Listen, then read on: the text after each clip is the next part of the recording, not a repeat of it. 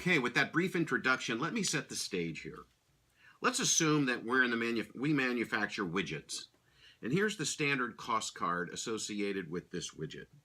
Direct material, 3.5 yards of material is needed, and we normally pay, and we set the standard at $6. Therefore, there's $21 of material cost in a widget per the standard. Labor-wise, it takes 2 hours to make the product. We pay people on average $18 an hour, so there's $36 of direct labor in the cost of this widget.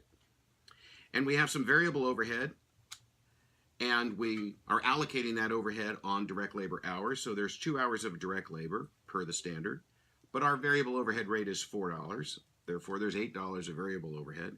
And I've added a dimension here. I added a dimension that is not in your book. I added fixed overhead, and fixed overhead is at 2 hours, basically the same. The labor is being the activity base for the calculation of the predetermined overhead rate.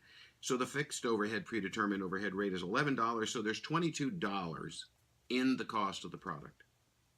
So overall, the total cost of this product per the standard is $87. Every single time we build one, we're going to move $87 into finished goods. And when we sell one, we're going to charge $87 to COGS. Now I'm going to add one other component to this, and that is I'm going to kind of explain to you in this hypothetical situation. Here was the plan. We were going to make 4,800 units. We estimated our fixed overhead to be $105,600, and we estimated our direct labor hours to make those 4,800. If the standard is 2 hours, it's going to take 9,600 hours. By the way, if you divide that 9,600 hours into the 105,600, you will get the $11 of fixed overhead. I should point out that in my career, we never really separated variable overhead and fixed overhead from the overhead rate. We created one overhead rate that compiled both of them. Why? Because the variable overhead rate was very small. So why have an army and a boy track all that and even track the variances when in fact most of the overhead was fixed? So we just created one overhead rate. And if I were to do that in this problem, I would show that our overhead rate is $15 an hour. Now, next, what did we actually do? Well, the actual variable overhead was 40,950.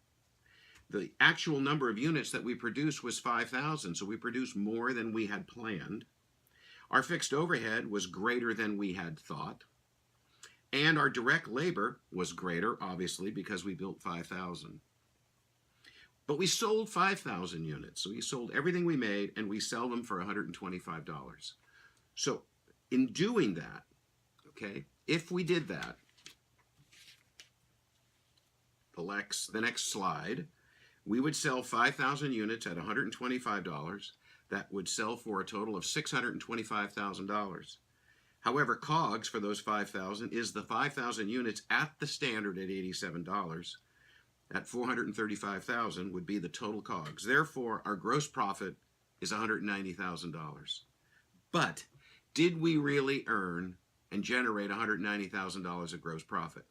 No, because we have variances. Let's get into that in the next section.